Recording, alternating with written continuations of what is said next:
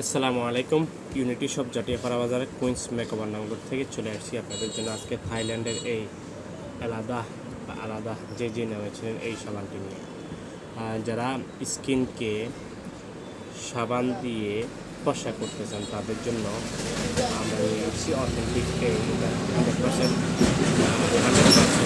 Natural এই সাবানটি।